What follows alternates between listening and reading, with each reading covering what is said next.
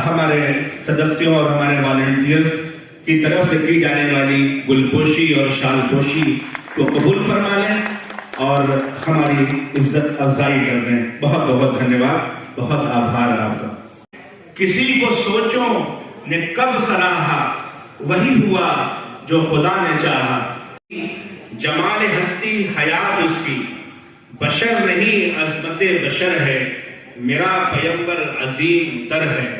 बशर नहीं अजमते बशर है, मेरा पैगंबर अजीम तर है। शऊर लाया किताब लाया, वो हश्र तक का निसाब लाया। शऊर लाया किताब लाया, वो हश्र तक का निसाब लाया। दिया भी कामिल निजाम उसने, और आप ही इनकलाब लाया। वो इल्म की और अमल की हद भी अजल भी उसका है और अबद भी, वो हर जमाने का राह बर है, मेरा पैगंबर अजीम तर है। बनारसी। कल तक जो हर महफिल में था, कल तक जो हर महफिल में था, बनकर नजीरे बावफा। शीरी बयां वो खुशनवा, शीरी बयां वो खुशनवा, वो मैं कदे में पारसा। कल तक जो हर महफिल में था, बनकर नजीरे बावफा। शीरी बयां वो खुशनवा, वो मैं कदे में पारसा। था जाम उल्फत का लिए, पैगाम उल्फत का लिए। देखिए बंद, वो था वतन की आबरू, वो था वतन की आबरू, गंगो जमन की आबरू, वो फिक्र फन की आबरू। वो था वतन की आबरू, गंगो जमन की आबरू, वो फिक्र फन की आबरू, लफ्जो सुखन की आबरू। बनकर वो दिल सीनों में था, मैं बन के मैं नोशों में था। वो अमन का पैगाम्बर, वो अमन का पैगाम्बर, वो एकता का हमसफर। वो अमन का पैगाम्बर, वो एकता का हमसफर। उसकी अहिंसा रह गुजर, इंसानियत उसकी डगर। खुशबू वही, शबनम वही, हर जख्म का मरहम वही। इजहार में बुए चमन, इजहार में बुए चमन, अशआर में दर्दे वतन। इजहार में बुए चमन, अशआर में दर्दे वतन। नजरों में हुस्ने बागपन, दिल में मोहब्बत की लगन। उसकी नजर जामो सबू, संगीत उसकी गुफ्तगू। पंडित वही मुल्ला वही, पंडित वही मुल्ला वही, दैरो हरम सबका वही, कौसर वही गंगा वही। पंडित वही मुल्ला वही, दैरो हरम सबका वही, कौसर वही गंगा वही। सबको कहे अपना वही, मुस्लिम का वो दमसाज था, हिंदू का वो हमराज था। बज़्म सुखन की जान वो, बज़्म सुखन की जान वो, उर्दू ज़बान की शान वो। बज़्म सुखन की जान वो, उर्दू ज़बान की शान वो। हिंदी जगत की आन वो, संगीत की एक तान वो। उसकी ज़बान भी आम थी, सबके लिए पैगाम थी। आखिरी बंद देखिए। ऐ शायर हिंदुस्तान, ऐ शायर हिंदुस्तान, ऐ भीम अर्जुन की कमान। ऐ शायर हिंदुस्तान, ऐ भीम अर्जुन की कमान। ऐ सब्ज परचम के निशान, आवाज ना पूछो अजान। ऐ शायर हिंदुस्तान, ऐ भीम अर्जुन की कमान। ऐ सब्ज परचम के निशान, आवाज ना पूछो अजान। है शाद भी तेरे लिए, आंसू अकीदत का लिए। शुक्रिया। रस्म अदा करेंगे और हम सब इसके गवाह बनेंगे और हम सब इसके ऐनी शाहिद बनेंगे इंशाअल्लाह। हमारे प्रिंट और इलेक्ट्रॉनिक मीडिया के साथियों से भी गुजारिश है कि ये बहुत ही मुबारक मौका है, इस मौके को अपने कैमरे में कैद करने की जहमत गवारा फरमाएं। हमारे बनारस हिंदू यूनिवर्सिटी के भी हमारे तमाम प्रोफेसर्स और हमारे असातिज़े किराम यहाँ तशरीफ लाए हैं। मैं इसको मुंतज़मीन के लिए, अहलियान शहर के लिए बाइस मुबारक समझता हूँ। आप सब तारीफ से इसका इस्तकबाल करें। नज़ीर बनारसी यादों के आईने में इस किताब की तकरीब रूनुमाई का पुरकैफ मंजर हम सब की आंखों के सामने है। मैं अपने तमाम मेहमान किराम का जिन्होंने ये जहमत गवाह की बहुत शुक्रिया, बहुत शुक्रिया। मैं डॉक्टर दुर्गेश कुमार उपाध्याय और तबले पे मेरे साथ संगत कर रहे अनिल राय जी, आप सबको आदाब प्रणाम।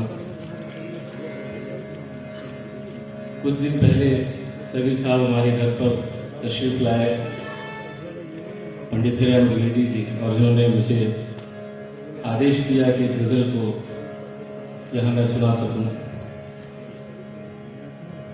कोई त्रुटि, कोई गलती हो तो मैं माफ़ी चाहूँगा, मैं कोशिश करता हूँ।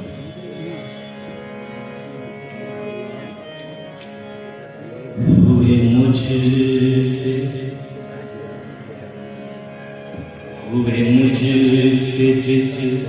घड़ी तुम जुदा, तुम्हें याद हो कि न याद हो। हुए मुझसे जिस घड़ी तुम जुदा, तुम्हें याद हो कि न याद हो। मेरी हर नज़र थी इंतज़ार, मेरी हर नज़र थी इंतज़ार, तुम्हें याद हो कि न याद हो। हुए मुझसे घड़ी तुम जुदा, तुम्हें याद हो कि न याद हो। हुए मुझसे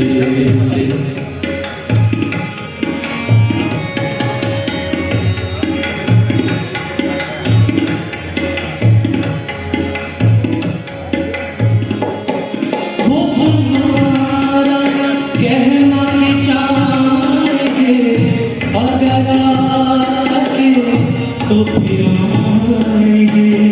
वो तुम्हारा कहना कि चाहेंगे, अगर आ सके तो फिर आएंगे।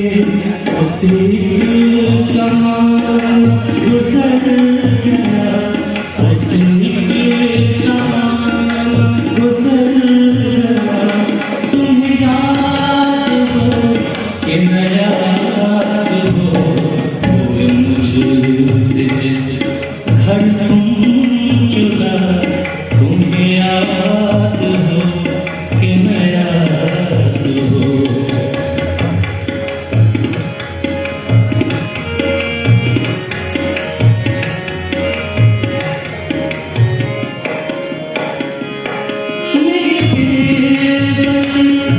जुबान तक जिसके साथ तुमको बुला दिया, मेरी बस ने जुबान तक जिसके साथ तुमको बुला दिया। मेरे टूटे साज की वो सदा, मेरे टूटे साज की वो सदा, तुम्हें याद हो कि न याद हो।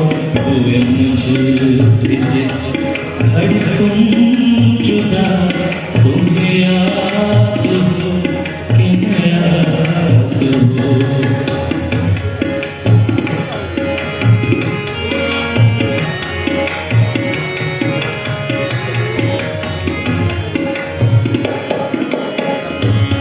मेरी बेकरारियां देखकर मुझे तुमने दी थी तसल्लियां।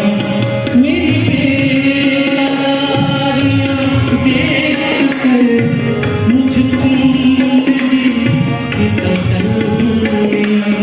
मेरा चेहरा भी उदास था, मेरा चेहरा भी उदास था, तुम्हें याद हो कि न याद हो। हुए मुझसे जिस घड़ी तुम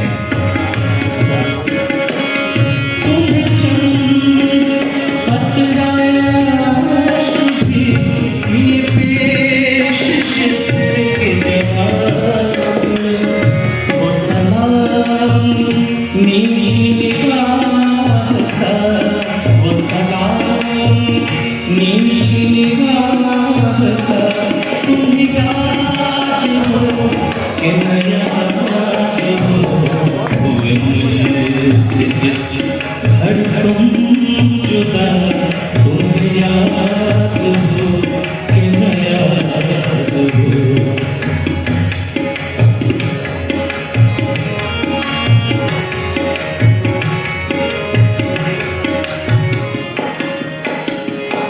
मेरे शान पर यह सुर्खी जो है आज मुझसे खिंची मेरे शान पर यह सुर्खी जो है आज मुझसे खिंची मेरे हाथ में यही हाथ था मेरे हाथ में यही हाथ था तुम्हें याद हो कि न याद हो हुए मुझसे हर तुम जुदा तुम्हें याद हो कि न याद हो।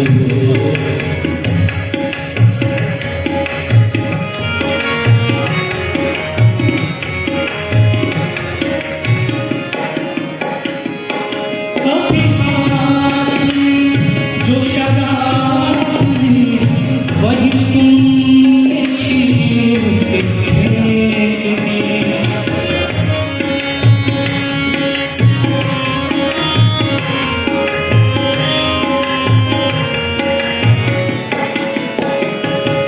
कभी हाथ में जो शराब थी वही तुमने छीन मुझे याद है मेरे पास मुझे याद है मेरे पास तुम्हें याद हो कि न याद हो मुझे हर तुम जुदा तुम्हें याद हो कि न याद हो।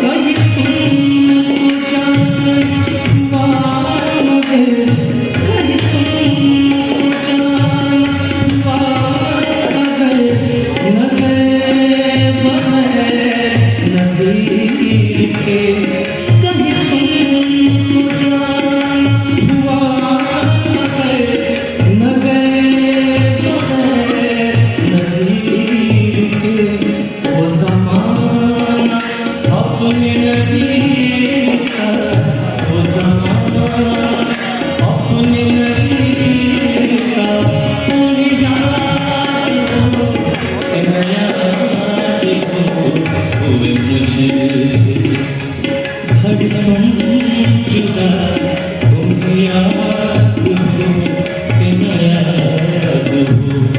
मेरी हर नज़र थी खिलती जा मेरी हर नज़र थी खिलती जा तुम्हें याद हो कि न याद हो हुए मुझसे हर तुम जुदा तुम्हें याद हो कि न याद हो तुम्हें याद हो कि न याद हो तुम्हें याद हो कि न याद हो। बहुत शुक्रिया बहुत शुक्रिया। ये बात बाशिंदगान बनारस के लिए निहायत काबिल फ़ख्र है कि ये शहर बनारस जहाँ मजहबी सियासी कारोबारी एतबार से एक इनफरादी हैसियत का हामिल है वहीं इल्म व अदब के एतबार से भी इसका एक अहम व मुमताज़ मकाम है। इस मरदुम खैज़ सरज़मीन से हर ज़माने में ज़िंदगी के तमाम शोबों से मुताल्लिक़ अहम और काबिल ज़िक्र शख्सियात पैदा होती रहीं। गरज ज़माने क़दीम ही से ये शहर इल्म व अदब का मरकज़ और गहवारा रहा है। एक तरफ यहाँ जहाँ बड़े बड़े माहिरीन उलूम दीनिया का वजूद अमल में आया, तो दूसरी तरफ बड़े बड़े शुअरा व उदबा का भी वजूद अमल में आया, जिन्होंने अपने इल्म व फ़न के बेशबहा जौहर लुटाए और इस तरह असातीन इल्म व फ़न के ज़रिए दादे तहसीन हासिल करके खुद इस शहर बनारस का भी नाम रोशन किया। इन्हीं बुजुर्गों में और उन्हीं काबिल ज़िक्र शख्सियात में एक नाम नामी व इसमें गिरामी जनाब नज़ीर बनारसी साहब का भी है, जिन्होंने अपनी उम्दा सलाहियतों और काबिलियत की बिना पर 20वीं सदी के मुमताज़ शुअरा में अपना एक ख़ास मकाम हासिल कर लिया।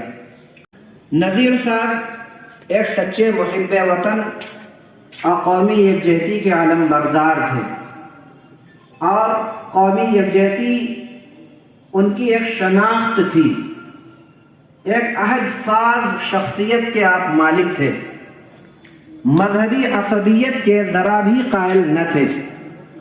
शेर व अदब के तवस्सुत से आपने हमेशा मजहबी हमआहंगी, इत्तेहाद व इत्तेफाक, भाईचारगी और प्यार व मोहब्बत का दर्स दिया। शहर बनारस की मुश्तरका तहजीब और रिवायतों से उन्हें जज्बाती लगाव था। कौमी यकजहती को फ़रोग़ देने में हमेशा कोशां रहे। इस मौका पर उनके ये अशार काफ़ी मशहूर व मकबूल भी हुए।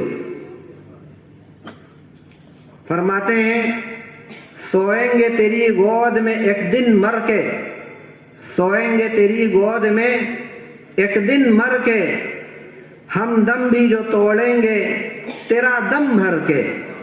हमने भी तो नमाजें भी पढ़ी हैं अक्सर, हमने भी तो नमाजें पढ़ी हैं अक्सर, गंगा तेरे पानी में वुज़ू करके। और उनका एक दूसरा शेर भी काफ़ी मकबूल हुआ। फरमाते हैं, मेरा मन है शहर गोकुल की तरह साफ सुथरा, मेरा मन है शहर गोकुल की तरह साफ सुथरा, मेरी सांस ऐसी जैसे कि बांसुरी बजाए, मेरी एक आंख गंगा, मेरी एक आंख जमुना, मेरी एक आंख गंगा, मेरी एक आंख जमुना, मेरा दिल खुद एक संगम जिसे पूज ना हो आए। आपको अपनी इनफरादियत की बदौलत अपने ज़माने में जो शोहरत व मकबूलियत हासिल हुई, वो बनारस के कम ही शोरा को हासिल हुई। इस मंजिल तक वो यूं ही नहीं पहुँचे, बल्कि बरसों की रियाजत व जद्दोजहद के बाद पहुँचे थे। आपने मैदान शेर व अदब में जज्बात व एहसासात की न सिर्फ तर्जुमानी की, बल्कि शऊर व इदराक के मुख्तलिफ नताइज भी पेश किए। आप एक मुजाहिद आज़ादी भी थे। हुब्बुल वतनी से मुताल्लिक़ निहायत अच्छे व उम्दा कलाम भी आपने तहरीर फरमाए हैं। आप उन खुशनसीब शोरा में से थे जिन्हें रब्बे ज़ुल जलाल ने उनकी हयात ही में इज़्ज़त, शोहरत और मादी नेमतों से माला माल फरमाया है। लेकिन बावजूद इसके आप इंतहाई मुतवाज़े, खुश अखलाक और मुखलिस इंसान थे।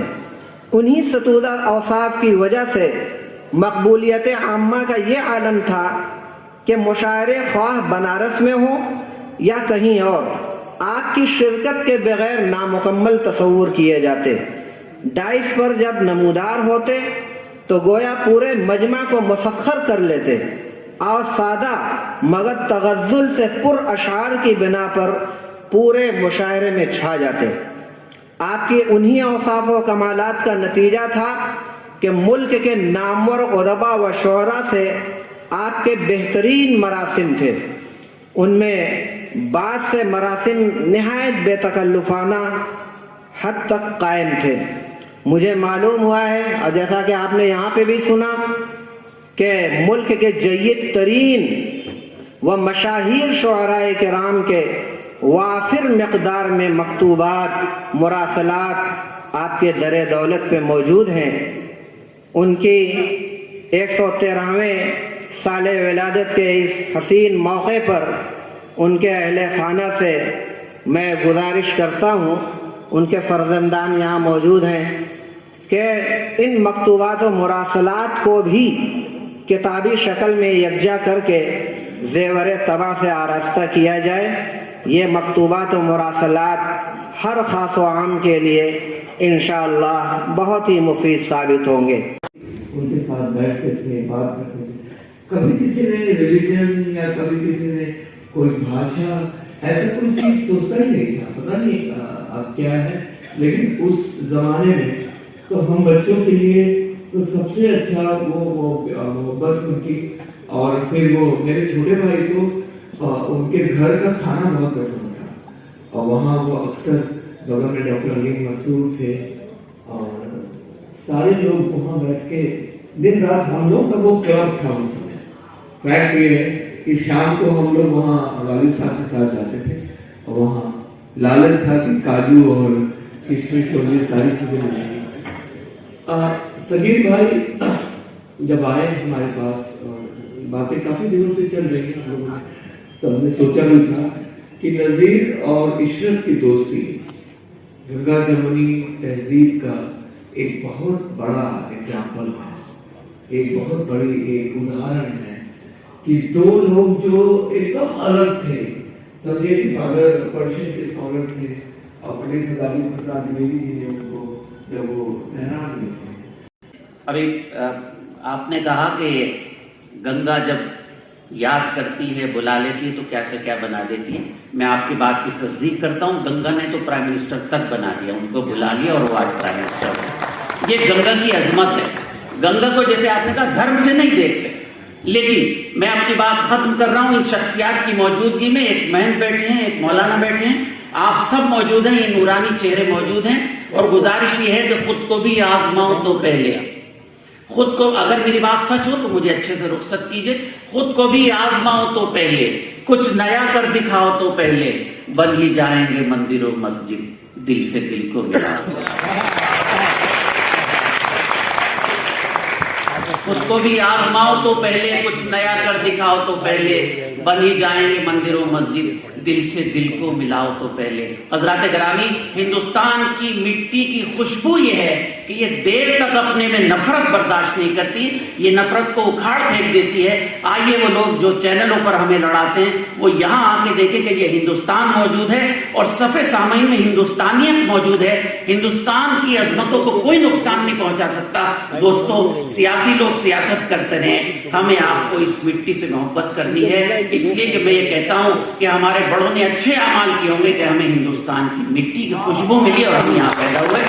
आपने मुझे याद किया, सगीर भाई, इतने अहम लोगों के दरमियान गुफ्तगू करने का मौका दिया, मेरी खुशनसीबी है। आपकी जिंदा दिली का सबूत है और इस जिंदा दिली को आगे, जिंदा दिली को हम सबको भी जीने की जरूरत है। आज जब हर आदमी के अंदर, हर शख्स के अंदर एक दबा दबा सा और हुस्निया लहजा है, हर आदमी इस्तिराब और बेचैनी के आलम में अपनी जिंदगी को जी रहा है, तो इस तरीके की महफिलें न सिर्फ हमारी अदबी, तहजीबी, सकाफती विरासतों को जिंदा और आगे बढ़ाती है, बल्कि हमें सुकून के वो पल मुहैया कराती है जिसके हम मुतलाशी हुआ करते हैं। मेरे मोहतरम बुजुर्गों, दोस्तों, क्या ही खुशनसीबी की बात है कि आज की हमारी इस बज़्म में एक ऐसे मेहमान तशरीफ फरमा है कि जिनका शुमार हमारे शहर के असातीन उलमाए अदब में होता है। यूं तो आपका ताल्लुक रियासत झारखंड की राजधानी रांची से है, मगर सरजमीन बनारस से आपका तदरीसी और कलमी रिश्ता है। पिछले कई सालों से आप बनारस हिंदू यूनिवर्सिटी के उर्दू डिपार्टमेंट से वाबस्ता रहकर तशनगाने उर्दू अदब को सैराब कर रहे हैं और आपके फैज़ याफ्तगान में एक बड़ी तादाद उन लोगों की है जो इस वक्त मुख्तलिफ तालीमी इदारों से वाबस्ता होकर तदरीसी फराइज़ अंजाम दे रहे हैं। इस वक्त BHU के शोबे उर्दू के सदर के तौर पर आप अपनी खिदमत अंजाम दे रहे हैं। उर्दू के कई आपके ये लगाव और मोहब्बत का नतीजा है कि आपकी कोशिशों और तरकीब से मुल्क के कई कॉलेजों और यूनिवर्सिटियों में उर्दू अदब के शोबे का क़याम हुआ। आपकी हरकत कलम ने उर्दू ज़बान और अदब को कई तसनीफात अता की हैं। क्लासिकी नस्र के असालीब मोहम्मद अली जौहर शख्स और शायर, मानी शनासी काजी अब्दुल वदूद की सवानी के अलावा मजीद कई ऐसी तसनीफात हैं जिसने हमारे तहजीबी वर्से को एक नया रंग व आहंग दिया है। आपकी सरपरस्ती रहनुमाई में 28 और 29 नवंबर को नज़ीर बनारसी की हयात खिदमात के हवाले से एक सेमिनार भी BHU में मुनक़िद किया गया। बहुत वो नेशनल सेमिनार था और आपकी क़यादत में वो मुकम्मल हुआ। उसके अलावा आपकी रहनुमाई में बनारस हिंदू यूनिवर्सिटी में नज़ीर बनारसी के ऊपर PhD भी की जा रही है। मेरी मुराद मोहतरम आफ्ताब अहमद आफाकी साहब से है, तशरीफ लाएं और अपने तासुरात का इजहार करें। सदर जलसा और सही मानों में हिंदुस्तान की नुमाइंदगी करने वाले हम सब के बेहद मोहतरम प्रोफेसर विशंबर नाथ मिश्रा जी, मेहमान खुसूसी कृष्ण कुमार यादव जी, बुद्धिनाथ मिश्रा जी, जनाब मुफ्ती अब्दुल बातिन साहब, डॉक्टर माजिद देवबंदी साहब, शाद अब्बासी साहब, डॉक्टर दीपक मधोक साहब, सदीर साहब और जुमला ख़वातीन हज़रात, सबसे पहले तो मैं मुबारकबाद पेश करना चाहता हूं सदीर साहब को कि आपने अपने वालिद मोहतरम नहीं बल्कि उर्दू अदब के एक ऐसे शायर की बरसी मनाई है और हम सबको जमा और इकट्ठा किया है जो सही मानों में हिंदुस्तान की नुमाइंदगी करता था। मैं अपने कलमात का आगाज अल्लामा इकबाल के चंद अशार से करूंगा जो उनकी मशहूर व मारूफ नज़्म नया शिवाला से मालूम है। सूनी पड़ी हुई है मुद्दत से दिल की बस्ती, आए नया शिवाला इस देश में बना ले। सूनी पड़ी हुई है मुद्दत से दिल की बस्ती, आए नया शिवाला इस देश में बना ले। और दुनिया की तीरथों से ऊंचा हो अपना तीरथ, दामाने आसमां से इसका कलश मिला दे। हर सुबह उठ के गाए मंत्र वो मीठे मीठे, सारे पुजारियों को मैं पीत की पिला दे। और शक्ति भी शांति भी भक्तों के गीत में है, शक्ति भी शांति भी भक्तों के गीत में है, और धरती के बासियों की मुक्ति पीत में है। जनाबे वाला बातें हो जाएंगी। मैं मोहतरम दीपक मधोक साहब से और जनाब सगीर साहब से और उनके दूसरे जो भाई हैं सब, मोहतरम जहीर साहब मरहूम से लगातार हमारी बातें होती थी। आप दोनों हजरात से मेरी गुजारिश ये है कि जिस तरह से नज़ीर बनारसी साहब एक बड़ा नाम हमारे यहाँ है, उसी तरह से आपके वालिद मोहतरम इशरत साहब कोई मामूली नाम नहीं है। और हरचंद के वो एक जमाने तक उर्दू अरबी और फारसी के मुश्तरका डिपार्टमेंट से मुंसलिक थे। इसलिए आप जितने भी दावा कर रहे हैं कि वो फारसी के आदमी थे, लेकिन मेरा दावा है कि वो उर्दू के आदमी थे। इसलिए कि उनकी जो तसानीफ है, आप देखिए कि काशी के शायरों के हवाले से बुनियादी अगर किसी शख्स ने काम किया है तो वो प्रोफेसर अमृतलाल इशरत है। वो तारीखी वाक़या है। इसलिए फारसी वाले जितने दावे कर ले, लेकिन मैं कहता हूं कि बुनियादी तौर पर वो उर्दू के अदीब, शायर और दानिश्वर थे। इसलिए इन दोनों के नाम से अगर BHU में गोल्ड मेडल शुरू करा दिया जाए तो मेरा ख्याल है कि ये हमेशा जिंदा रहे। बिल्कुल होना चाहिए। नहीं है, नहीं है, बिल्कुल नहीं है। नहीं, वही तो परसों अगर करे वही तो अभी, बल्कि एक मजीद साहब के हवाले, शौकत मजीद साहब जो शायर यहाँ पर थे, उनके हवाले से कबीर अजमल मरहूम ने कोशिशें की और आज शौकत मजीद मेमोरियल गोल्ड मेडल एमए का जो टॉपर होता है हर साल, उसको दिया जा रहा है बीएचयू के जरिए।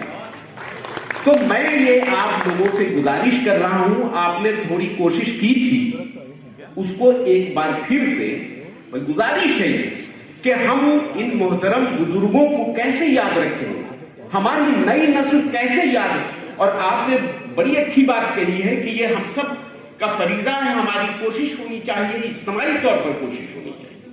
तो हमें इन बुजुर्गों को जिंदा रखना है और उसे हवाला नई नस्ल को बनाना है। ये मॉडल है हमारे इल्मो अदब के, ये मॉडल है जिनसे हम बहुत कुछ सीखेंगे, इनसे हम रोशनी हासिल करेंगे। एक बात। दूसरी बात, मुझे जो कुछ बातें हुई हैं, खास तौर से नजीर बनारसी साहब के हवाले से जो भी गुफ्तगू हुई है, और बहुत ही फ्रूटफुल, बहुत ही मानखेज, एक सवाल ये पैदा होता है कि किसी शायर या अदीब को, किसी लेखक या कवि को हम याद क्यों करें? ये सवाल है कि कोई भी क्या, कोई शायर या अदीब हमें क्या दे देता है। हम सब नजीर बनारसी के हवाले से यहां बैठे हुए हैं, उनकी शख्सियत और उनके कलाम और उनके फन पर गुफ्तगू भी हो रही है, लेकिन सवाल यह है कि क्या नजीर बनारसी ने हमें कुछ दिया भी है? यही सवाल कि अगर कुछ दिया है तो वो क्या दिया है? देखिए, जब उर्दू अदब की बात होती है, उर्दू शायरी की खुसूसी तौर पर जब बात होती है, तो उर्दू शायरी शुरू से आप देखेंगे।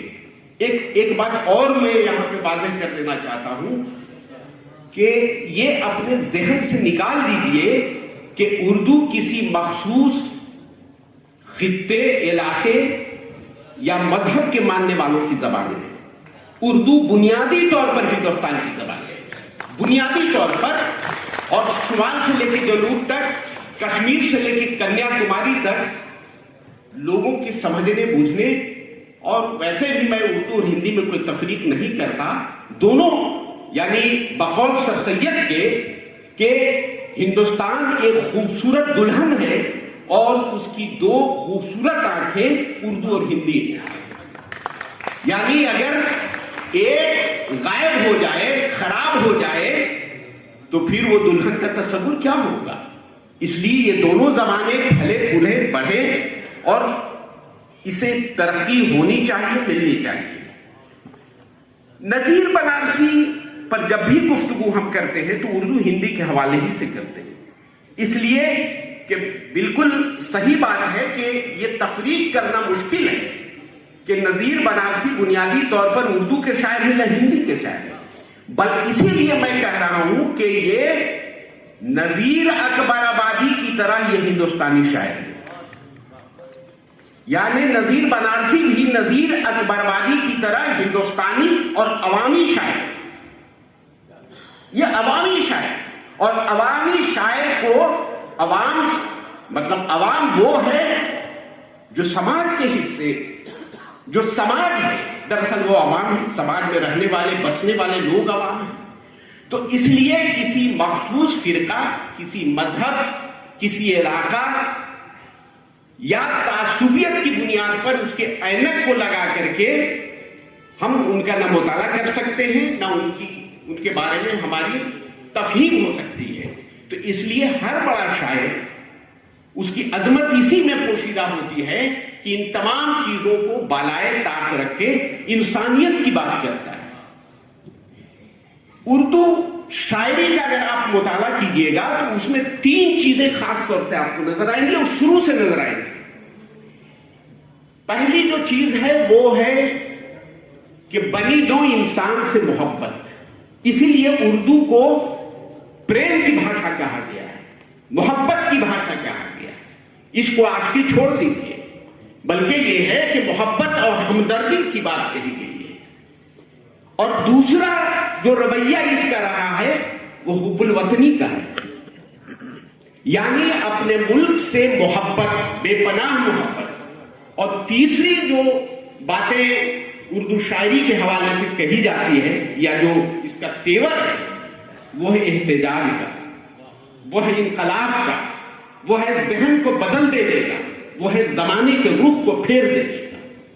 इसीलिए जंग आजादी से लेकर के जंग आजादी के बाद भी यही वजह है। एहतजाज का मामला तो यह है जनाब कि जंग आजादी के सारे नारों को अगर देख लीजिए तो उर्दू ने दिया है। सारे अशार को आप देख लीजिए, सरफरोशी की तमन्ना अब हमारे दिल में है, देखना है जोर कितना बाजुए कातिल में है, या इनकलाब जिंदाबाद का आप नारा ले रहे हैं जो दिया गया। ये शायर या हमारे उर्दू के शायर आवाज उठाते रहे।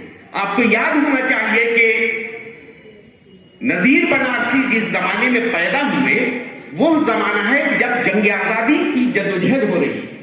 आप नजीर का जमाना देखिए कि ये वो जमाना है कि जब इकबाल और पंडित बृज नारायण चकबस ये दोनों कौम परस्ती से सरसार होकर के शायरी कर रहे हैं। ये दोनों पैरेलल थे और दोनों इस तरह की शायरी कर रहे थे कि जंग आजादी में शोलों को भड़काने के लिए या उनके कल्ब को गरमाने के लिए, मुजाहिदीन आजादी के कल्ब को गरमाने के लिए ये शायरी हो रही थी। इत्तेफाक और इत्तेहाद की शायरी हो रही थी, इसलिए कि अंग्रेजों के खिलाफ जब तक के मुत्तहिद होकर के हिंदू मुस्लिम सिख ईसाई न लड़ते तो जाहिर सी बात है कि इन शोराए किराम को, चाहे वो पंडित बृज नारायण चकबस्त हो चाहे इकबाल हो, बार बार ये कह रहे थे हमें मुत्तहिद होकर के लड़ना है। तो इसीलिए वो शायरी जो हुब्बुल वतनी के जज्बे से सरसार है, दरअसल उस जमाने में यही दोनों लीड कर रहे थे। और उस जमाने में नजीर बनारसी की जहन और फिक्र की परवरिश हो रही, ये वही जमाना है। तो जाहिर सी बात है कि एक तरफ जंग आजादी है, दूसरी तरफ हुब्बुल वतनी से सरसार शायरी हो रही है या नज़में लिखी जा रही है, और तीसरी तरफ आपस में प्रेम और भाईचारगी की बात बार बार कही जा रही है। इकबाल ने एक जगह लिखा है कि नहीं है कि न समझोगे तो मिट जाओगे ऐ हिंदुस्तान वालों, तुम्हारी दास्तां तलक न होगी दास्तानों।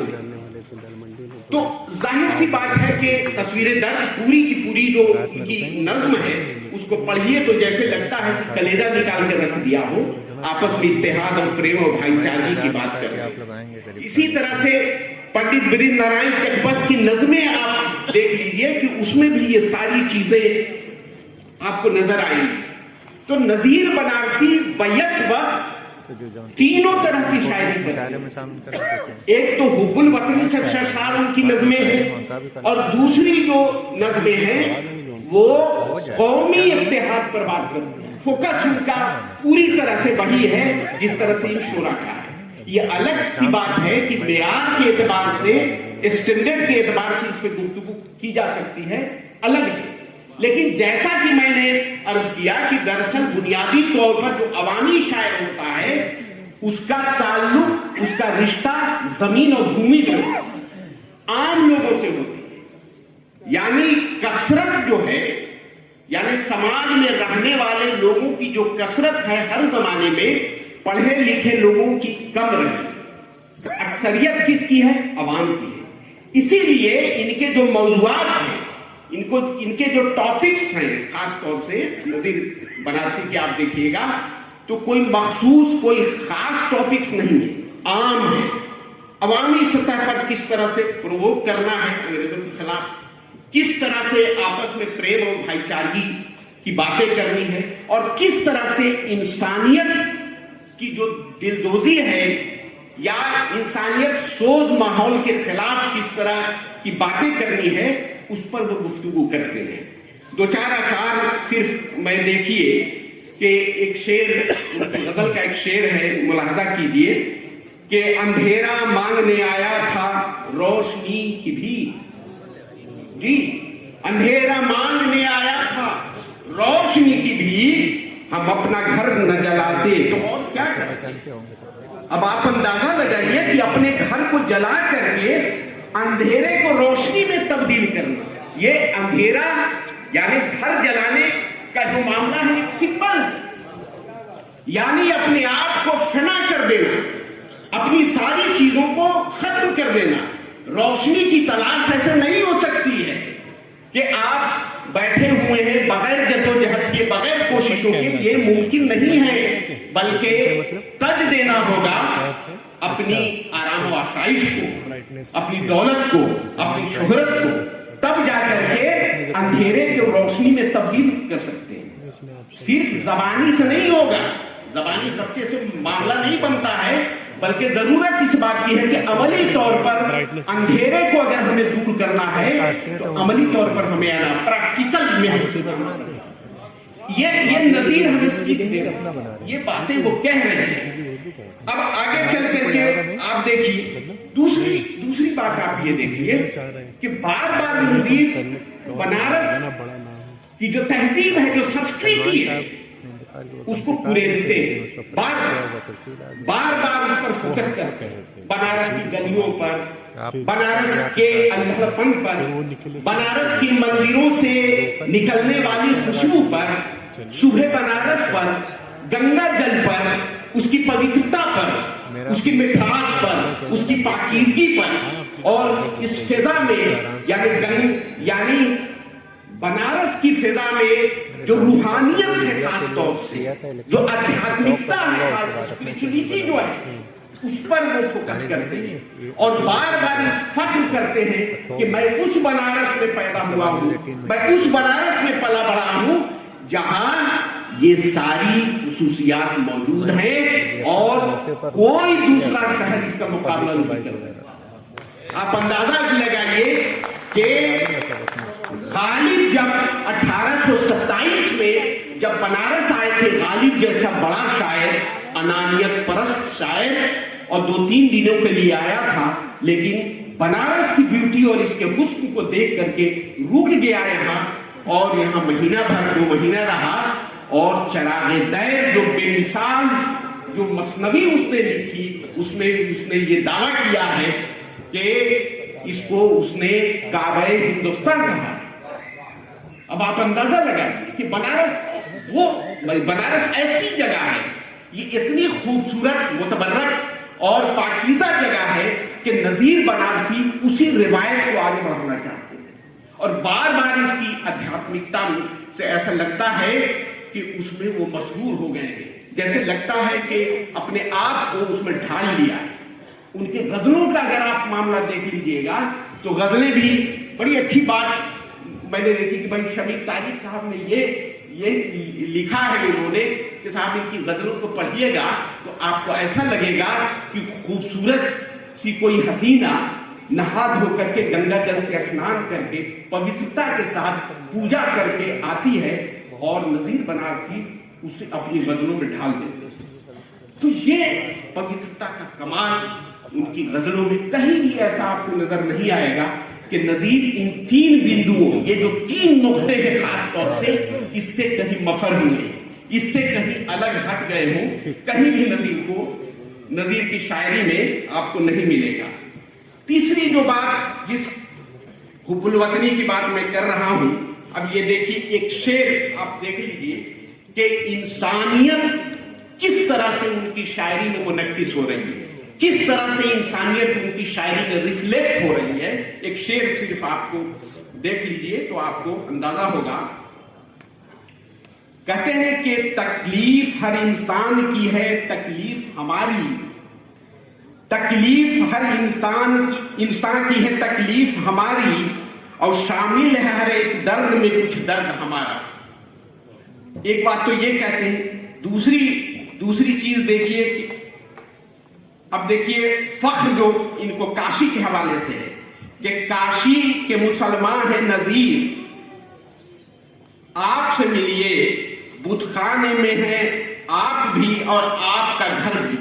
यानी ये जो फख्र है काशी में रहने का, ये दूसरे रंग, इसका दूसरा रंग है, यानी काशी से जो ताल्लुक रखते हैं। और तीसरी बात जो हमदर्दी और मसावात और प्रेम और मोहब्बत और भाईचारे की कर रहे हैं, तीसरे रंग का शेर आप देख लीजिए कि कहते हैं कि वो ब्राह्मण हो या के शैखे हरम, ऐ खुदा सबका कारोबार चले, यानी सबके लिए ये दुआ करते हैं। इस तरह से आगे चलते हैं कि सबके सब सांस ले सके जिसमें वो हवा भी तो एक बार चले, सबके लिए। यानी एक ऐसे मुल्क की कल्पना करते हैं, एक ऐसे मुल्क का तस्वुर करते हैं जहां अमन है, जहां शांति है, जहां प्रेम है, और यही सही मानों में हिंदुस्तान है। यानी जो तस्वुर, जो कल्पना है शायर का, वो बुनियादी तौर पर हिंदुस्तान है, जिसमें आप मुश्तरका तहजीब की बात करते हैं, उखवत की बात करते हैं, प्रेम और भाईचारे की बात करते हैं। साइंस और टेक्नोलॉजी के मामले में अमेरिका या मगरिब भले तरक्की कर गया हो, लेकिन जो भाईचारे और प्रेम हिंदुस्तान की मिट्टी में हमेशा इससे उपजता रहा है, इसकी मिसाल शायद दुनिया में नहीं मिलेगी। यही वजह है कि ऐसे शायर को हमें बार बार पढ़ना होगा। ऐसे शायर को न सिर्फ निसाबों में बल्कि अपनी जिंदगी में उतारना होगा। इनके कलमात को, इनके अशार को याद कराना चाहिए, और खास तौर से नई नस्ल, बच्चों को खास तौर से इस तरह की जो नज़्में, दीपावली पर जो नज्म है, होली पर जो है, दशहरे पर है, या जो उस जमाने की शख्सियतें, बड़ी बड़ी शख्सियतें थीं, चाहे वो हिंदू हो या मुस्लिम हो, जाहिर सी बात है सब पर भारत के हवाले से, हिंदुस्तान की जो जिस तरह से तहजीब है उसके हवाले से, जिस तरह से अशार उन्होंने कहे, जो नज़में उन्होंने लिखे गांधी के हवाले से, नेहरू के हवाले से, पटेल के हवाले से, या इंदिरा गांधी के हवाले से, आप पढ़ करके देखिए। मौलाना आजाद के हवाले से जो बड़ी शख्सियतें हैं, राजेंद्र प्रसाद के हवाले से आप नज्म को पढ़ करके, निराला पर जिस तरह से उन्होंने लिखा है, तो आप पढ़कर, तुलसी पर जिस तरह से वो लिख रहे हैं, तो आप पढ़, रामायण के हवाले से जिस तरह से, महाभारत के हवाले से जिस तरह से। एक बात और मैं अर्ज करूं कि ये जबान, ये उर्दू जबान जो है वो बुनियादी तौर पर हिंदुस्तानी जबान है, और इसी खूबसूरत मिट्टी में इसका जन्म हुआ है।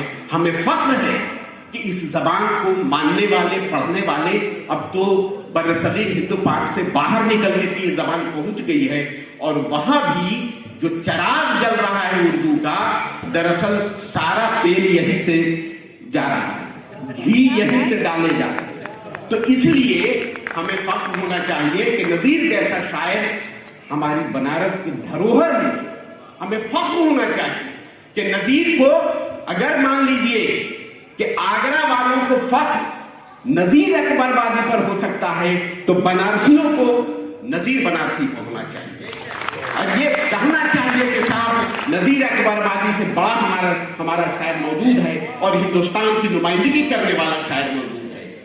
मैंने रेख्ता में माजिद साहब, मैंने कहा था सर्राफ साहब से कि साहब नजीर बनारसी पर एक आप सेशन रखिए रेख्ता में, लेकिन इस बार चूंकि 2 साल के बाद कर रहे हैं, मुमकिन है अगला नंबर आ जाएगा नजीर साहब का, लेकिन हम लोगों ने आवाज उठाई थी और वहां हम लोगों ने कहा था कि एक सेशन नजीर बनारसी पर भी होना चाहिए, कि वो अवामी शायर है और वो एक ऐसा शायर है जिसके आसार में हिंदुस्तान का दिल धड़कता है। बहुत बहुत शुक्रिया। बहुत ही अदब के साथ आली जनाब कृष्ण कुमार यादव जी से गुजारिश-गुजार हूं कि तशरीफ लाएं और अपने विचारों से हमें रोशनी प्रदान करें।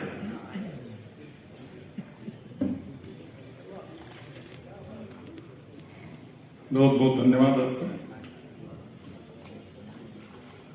आज के इस कार्यक्रम की अध्यक्षता कर रहे आदरणीय प्रोफेसर विशंबर नाथ मिश्रा साहब, सम्मानित मंच, सामने उपस्थित सभी विद्वज्जन एवं बनारस से जुड़े हुए हमारे तमाम साथीगण, नज़ीर बनारसी एकेडमी और doctor Amritlal Ishrat memorial society के तत्वाधान में आयोजित इस कार्यक्रम में सर्वप्रथम मैं आमंत्रित करने के लिए मैं हृदय से अपना आभार व्यक्त करता हूं, धन्यवाद देता हूं कि आपने मुझे इस कार्यक्रम में बुलाया। और सही कहूं तो बहुत लंबे समय बाद जो है मैं कोई ऐसा कार्यक्रम अटेंड कर रहा हूं जो इतनी देर तक जो है रात्रि में जो है चल रहा है, तो बहुत अच्छा लगता है। हम सभी लोग प्रशासन में जुड़े हुए हैं और कई बार ये बात आती है कि जो ये साहित्य है, कई बार लोग हम लोग के साथी पूछते भी कि साहित्य में जो ये रुचि है क्यों, क्या ऐसा मिल जाता है। हम लोगों को लगता है कि जो साहित्य है या कला है या जो संस्कृति है कहीं ना कहीं हम लोगों के लिए हमेशा ये ऑक्सीजन का कार्य करता है। एक ऐसा ऑक्सीजन जो कभी दिखता तो नहीं है, लेकिन अगर उसको हमारे भीतर से खींच लीजिए तो शायद हम लोग जो है जिंदा लाश हो जाए। तो अगर लोगों में एक संवेदनशीलता को लेकर करके आना है, अगर अधिकारियों को संवेदनशील बनना है, लोगों को संवेदनशील बनना है, हमारे राजनेताओं को संवेदनशील बनना है, तो कहीं ना कहीं जो साहित्य अनुरागी होना जो है बहुत जरूरी है। जो है बात जो है नज़ीर बनारसी साहब की हो रही है, इससे पहले कि मैं बातों के प्रवाह में बढ़ जाऊं, मैं एक अनुरोध करूंगा। मैं जब से वाराणसी में आया हूं, मैंने तमाम विद्वानों से अनुरोध किया कि एक बड़ी दीर्घ परंपरा रही है कि जो बनारस से जो है रिलेटेड सबसे ज्यादा डाक टिकट जारी हुआ करते थे, लेकिन इधर आजकल शायद सेल्फी के दौर में लोग ज्यादा अपने बारे में सोचने लगे हैं। वो चीज हम लोगों पर भी लागू होती है और उधर बैठे जो है विद्वानों पर भी होती है। जब भी किसी से बात करिए कि किसी ऐसे व्यक्ति का प्रस्ताव दीजिए जिस पर डाक टिकट जारी हो सके, तो लोग अपने और अपने घर में ही ढूंढने लगते हैं कि साहब बताइए कि हमारे फलाने घर के हैं, इन पर डाक टिकट जारी हो सकता है कि नहीं। तो कहीं ना कहीं उस दायरे से निकलने की जरूरत है। और मैं अनुरोध करूंगा कि नज़ीर बनारसी साहब पर हम लोग जो है अगर डाक टिकट का हम लोगों को प्रस्ताव मिल सके तो हम लोग जो है इसको जो है आगे जो है बढ़ाने का जो है प्रयास करेंगे। और बनारस मुझे लगता है चाहे साहित्य हो, चाहे कला हो, चाहे संस्कृति है, एक लंबे समय से इसका गढ़ है और बनारस की जो खुशबू है पूरी देश दुनिया में जानी जाती है। आप देखिए ना, आप इन सब चीजों से परे भी सोचिए, अगर आप इतिहास को खंगालें तो न जाने कितने लोग आए जिनको भारत को समझना था वो बनारस को समझते थे। जिसको भी भारत को समझ, आज भी देखिए तमाम जो पर्यटक हैं, तमाम जो है आस्थावान लोग हैं, कहीं जाएंगे बनारस जो है जरूर आते हैं। मुझे याद है एक दौर था जब हम लोग दिल्ली में ट्रेनिंग करते थे तो अधिकतर जो विदेशी क्या करते थे, आते थे उधर आगरा घूमे, दिल्ली घूमे, उसके बाद राजस्थान उड़ गए, निकल गए। लेकिन अब बाबा भोलेनाथ की नगरी में जो है आना जो है कहीं ना कहीं एक अनिवार्यता भी हो गई है। और वाकई जो है ये जो खूबसूरत नगरी है लोगों को कहीं ना कहीं जो मैंने कहा ना कि वाकई ऑक्सीजन भी देती है। और चूंकि नज़ीर बनारसी साहब वाकई बड़ा अच्छा लगता है कि जब कोई अपने नाम के साथ बनारस शब्द का इस्तेमाल करता है, तो नज़ीर बनारसी साहब जो है बनारस के रहे और बनारस में कह सकता हूं कि उनका हो गया। और जो साहित्य है इसी से जो है चलता है कि जब आप दोनों को जो है अपना लेते हैं। जो है मैं देख रहा था उनका जो है कुछ एक उनकी रचनाएं में आज जो है देख रहा था, बड़ा अच्छा लिखा उन्होंने कि लेके अपनी गोद में गंगा ने पाला है मुझे, लेके अपनी गोद में गंगा ने पाला है मुझे, नाम है मेरा नजीर और मेरी नगरी पे नजीर। तो ये जो है काशी के बारे में उनके जो खूबसूरत भाव हैं। एक और उनकी मैं लाइनें देख रहा था, हमें डूबना और उभरना यही है, हमें डूबना और उभरना यही है गंगा यही, पार उतरना यही है, जिए हम यही, हमको मरना यही है। वाकई जो है ये काशी की ही धरती है। मैं उस्ताद बिस्मिल्लाह खान साहब को मुझे याद है कि कैसे जो हो जब होता था तब शहनाई वादन करने के लिए कभी उनको दिल्ली बुलाया जाता, कभी कहीं बुलाया जाता, लेकिन उनको सुकून कहाँ मिलता था जब गंगा घाट पर आकर करके शहनाई का जो है वादन किया करते। तो ये काशी की धरती की विशेषता है कि हर किसी को जो है अपने में जो है समाती है और हर किसी के जो व्यक्तित्व को एक व्यापक जो है विस्तार जो है देती है। तो एक और बनारस का मैंने मिजाज देखा कि यहाँ पर लोग में अक्खड़पन भी है और फक्कड़पन भी है। कोई भी यहाँ का होगा व्यक्ति बड़ा अक्खड़ भी होगा। तो अभी मैं कहीं सुन रहा था ना, लोगों ने कहा कि भाई आजकल तो गुरु ही पैदा होते, तो बनारसी में जिससे मिलो तो हर कोई गुरु ही है, हर कोई जो है गुरु। जैसे हम इलाहाबाद में पढ़ते थे तो वहां एक शब्द चलता था भौकाल, तो वहां भौकाल नहीं, बनारस में जो है हर कोई गुरु है। काबे गुरु ठीक हो, तो वो वाला जो सीधे चलता था। कानपुर में थे तो बकैती एक शब्द चलता था। ऐसे यहाँ का जो है गुरु शब्द जो है बड़ा ये है। वाकई जो है उनको मुझे लाइन याद आती है कि मैं वो काशी का मुसलमान हूँ नजीर, मैं वो काशी का मुसलमान हूँ नजीर, जिसको घेरे में लिए रहते हैं बुतखाने पे। तो वाकई जो है मुझे लगता है कि जो नई पीढ़ी है उसको जो है नज़ीर बनारसी साहब को पढ़ना चाहिए। एक मैं शिकायत भी करूंगा, एक अफसोस भी करूंगा कि आज मैं चूंकि नज़ीर बनारसी साहब के बारे में जानने के लिए मैंने अपनी छोटी बिटिया को बोला कि जरा गूगल पर कुछ खंगालो, कुछ मिलता है नजीर साहब के बारे में। तो उसने बोला पापा विकिपीडिया पर सिर्फ 2 लाइन है, विकिपीडिया पर सिर्फ 2 लाइन उनके बारे में है। कविता कोश में उनकी मैंने तमाम कविताएं देखी, नज़में देखी, लेकिन जब परिचय खंड पर गया तो पूरा का पूरा परिचय है ही नहीं उनका।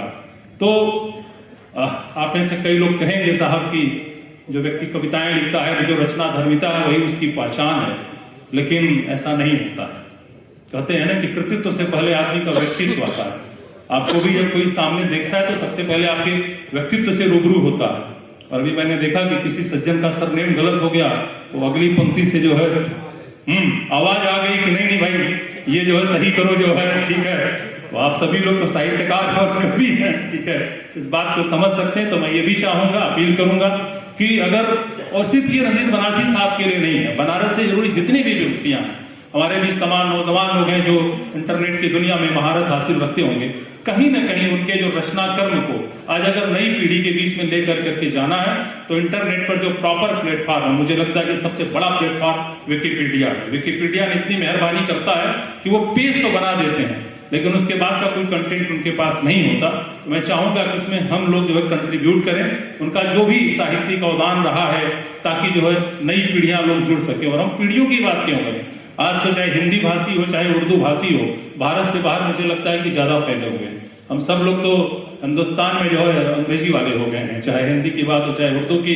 तो जब हिंदी दिवस और हिंदी पखवाड़ा आता तब हम लोगों को याद आता है कि हिंदी के लिए भी कुछ करना चाहिए। तो दुनिया में जो है आप देखेंगे भारत से बाहर तमाम लोग जुड़े हुए हैं। जो है जब हम लोग ब्लॉगिंग के क्षेत्र से जुड़े तो लगता था कि भारत से बाहर कितने लोग हैं जो भारत के बारे में बात करना चाहते हैं। क्योंकि आज के जो अखबार निकलते हैं, आप बनारस का अखबार पढ़ते हैं तो मुझे नहीं लगता कि आपको बनारस से बाहर की कोई सूचना मिलती है। यहाँ तक कि आपके बगल में सोनभद्र, मिर्जापुर, प्रयागराज, आजमगढ़, गोरखपुर, गाजीपुर में क्या हो रहा है कुछ नहीं पता चलता। सारे पन्ने ऐसे भरे हुए हैं जैसे सब बनारस का।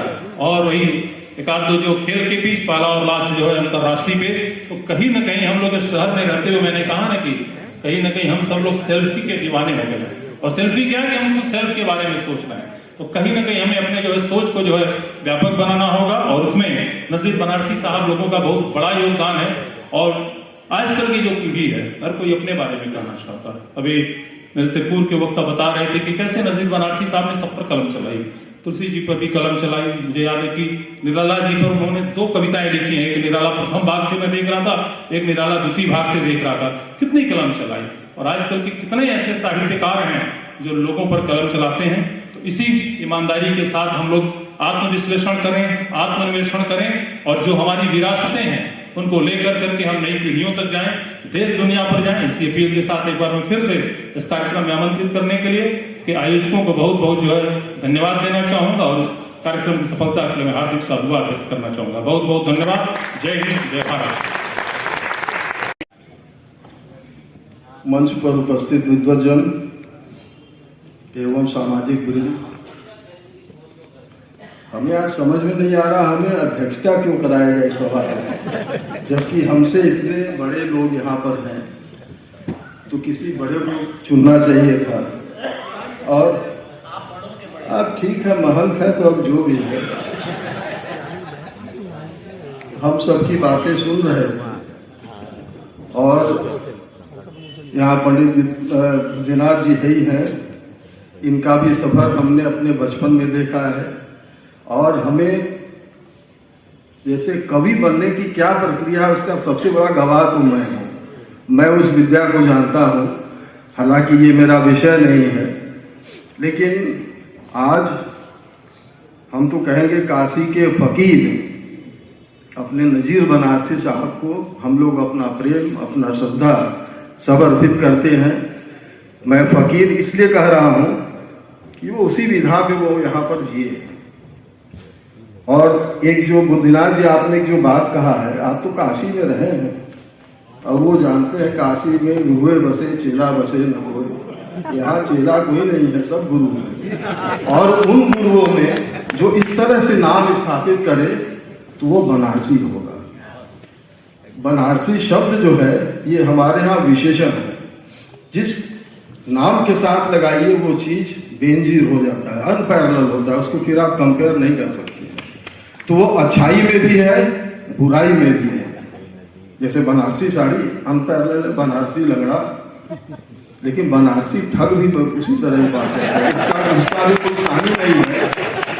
और एक जो आपने जिक्र किया है, इस शहर में ये कैपेबिलिटी है कि शब्दों का भी वो प्रयोग अपने ढंग से कर लेता है, इसलिए शहर जीना भी बड़ा कठिन है।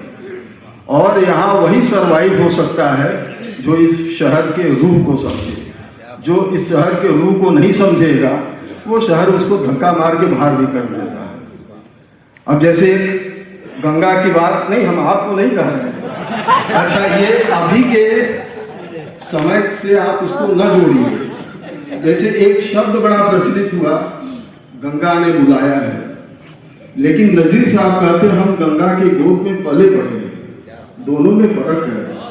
हमारे यहाँ जब लोग घर में उठ जाते हैं तो कहते हैं के गंगा मैया कहानी बुला लेती, इसका अर्थ आप समझ रहे हैं। ये देखिए शब्दों का खेल है और ये शहर इससे खेलना जानता है, तो बड़ा सोच समझ के शब्दों का यहाँ प्रयोग किया करिए, उसका अर्थ का अनर्थ हो जाएगा। तो हम कहेंगे बी केयरफुल। और एक और चीज आपको दिनाज जी कहे कि भीड़ थोड़ी कम लग रही है। अब आज हम भी बहुत सभा देख रहे हैं जिसकी मैं तो कहूँगा हैसियत हो तो इतने लोग उतनी देर तक बैठा रहे। ये नजीर साहब है जो बैठा हुए हैं, तो वो भी टेस्ट हम लोगों ने कर लिया कि नजीर साहब हैं और इस शहर में ठीक से वास करते हैं। उनका जो एक हम पढ़ रहे हैं, जो एक जहान से टूटे दिलों की ढाढ़स है, हमें है नाज की अपना ही वो बनारस है, इसमें सब आ गया। तो बनारस को जो समझेगा वो इसको समझ पाएगा। और एक जो आपने कविता भी नजीर साहब का जो अभी पेश किया, प्रोफेसर आफाकी साहब आपको हम कह रहे हैं कि अंधेरा मांगने आया था रोशनी की मांगी भीख, मैं अपना घर न जलाता तो और क्या करता। तो घर तो जला दूंगा लेकिन तुम्हारी भी कोई सीमा होनी चाहिए। अब किसी के मन में कुछ कल्पना है कि मैं बनारस ऐसा बना दूं वैसा बना दूं, तो कह दो बना लो। अच्छा कितना बनाओगे कि ऐसा हो कि बनारसी न बचेगा। तो बनारस और बनारस की रूप और बनारसियत बची रहनी चाहिए, उतना ही बनाओ जो बनारस का तासीर न बदल पाए। तो एक जो सबसे बड़ी बात है जो यहाँ पर लोगों ने इस बात का दबाव दिया है कि आज नजीर साहब क्यों लोगों को अच्छा लग रहे हैं। हमको लग रहा है जो उड़ंत में लोग चल रहे थे अब जमीन पे आ रहे तो नजीर साहब अच्छे लग रहे हैं। तो ठीक है, समय लगा, आप थोड़े देर में आए। तो उनके लड़कों से हम कहते हैं, इसमें गोस्वामी जी को भी हम कोट करेंगे कि पूत सपूत तो क्या धन संचय, पूत कपूत तो क्या धन संचय। ये सपूत है, अपने विरासत को ये लोग याद करते हैं। ये परंपराओं का शहर है और अगर आप अपने पूर्वजों को इसी ढंग से याद करिएगा तो आपको सम्मान मिलेगा। और परंपराओं का तो ये शहर ही है, परंपरा लेके चलेगा। आप मन तो दिखाइए, देखिए कैसे कैसे प्रपोजल है, उनके नाम पर अवार्ड की बात हुई, आपने देवबंदी जी आपने जो है पुस्तक की बात की है और आपने डाक टिकट की बात की। तो इतने अच्छे अच्छे चीज आ रहे हैं, लेकिन एक चीज याद रखिएगा कि बनारस सब चीजों को याद रखता है। कमिट करके भागिएगा मत, हम लोग फिर छोड़ेंगे भी नहीं। तो ये कमिटमेंट है और ये इतने लोगों के सामने कमिटमेंट हुआ है और उसका एक हस्ताक्षर मैं भी रहूंगा, तो हम लोग छोड़ेंगे नहीं। तो आज जो कमिट किए हैं और कमिट उतना ही करिए जितना कर सकते हैं, उतना मत कर लीजिए जो नहीं कर पाते। और ये कमिट करने लायक है, जैसे अभी प्रोफेसर आफाकी साहब ने अवार्ड का गोल्ड मेडल की बात की है, ये सब वर्केबल चीज है। अब कोई कहे चांद तक मैं सीढ़ी बना दूंगा, अच्छा तो बहुत लगता है, बनाओ हम भी देख लें जरा। तो ऐसा कमिटमेंट करिए जो वर्केबल हो और हमारे जो आगे की पीढ़ी है वो समझे कि नजीर साहब क्या थे। नहीं तो अभी जो पीढ़ी जो तमाशा देख रही है उसी में सब चले जाएंगे। उनको बचाइए, अपने चीजों को समझे, अपने परंपरा को समझे, अपने शहर की थाती को समझे। बनारस एक आम शहर नहीं है, ये भूल कभी करिएगा मत। बनारस का ये अगर आपको बनारसी शब्द मिला है, बनारस के वासी हैं, तो ये मान के चलते हैं कि बनारस को जो रूह, बनारस की जो रूह को पहचानता है वो असली बनारसी है।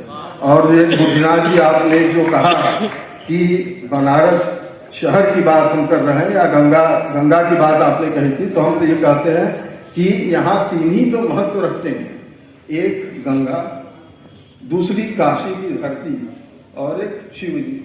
अच्छा, ये तीनों मजहबी बंधन तोड़ के चलते हैं। तो उस शहर में आप रहते हैं और ये भाईचारा और ये सब, इसके लिए बहुत लोगों ने काम किया। और हमारे यहाँ तो जो कवि सम्मेलन सन 82 में स्वच्छ गंगा अभियान हमारे यहाँ शुरू हुआ था, तो एक कवि सम्मेलन होता था, उसके लिए हम कहेंगे तो न्यू यही नजीर बनारसी थे। और क्या क्या गंगा पे कविता हम लोगों ने सुना है कि वो भावनाएं अगर किसी में आ जाए तो आदमी पता नहीं कहाँ पहुंच जाए। तो हम समझते हैं कि ये उचित समय पर थोड़ा देर से ही शुरू हुआ। इनके बच्चे भी थोड़ा लग रहा है सुस्त हैं, इनको हम लोग और तंदुरुस्त करेंगे और पुष्ट भी करेंगे और पुश भी करेंगे कि आगे ये सब चीजें चले। हमारे पास प्रेशर है, आप अपने चीजों को देखना नहीं चाहते हैं, कभी कभी दीवा शब्द में गुम हो जाते हैं। एक आजकल शब्द हम लोग प्रयोग कर रहे हैं, जैसे धर्माभास में जीवन जीना, जैसे धर्म का आभास हो, धर्म करिए या न करिए। तो एक मानव धर्म भी है कि इस शहर की यही पहचान है, गंगा जमुनी तहजीब, आपस में प्रेम से रहिए। और हम समझ रहे हैं कि इस शहर का आप किसी शहर से कंपेयर भी नहीं कर सकते हैं। जितनी चीजें हैं यहाँ आपको मालूम नहीं है, तो आप इसको मालूम करिए और विद्वानों के साथ बैठिए और ऐसे सभाओं में आएंगे, क्योंकि अच्छी बातें बहुत लोगों को अच्छी नहीं लगती। ये हल्की बातें यहाँ नहीं हो रही, यहाँ अच्छी बातें हो रही हैं। लेकिन हमें आज खुशी है कि नागरी नाटक मंडली में अगर इतनी उपस्थिति है नजीर साहब के नाम पर, ये मामूली बात नहीं है, इसको आम बात आप मत समझिए। धन्यवाद।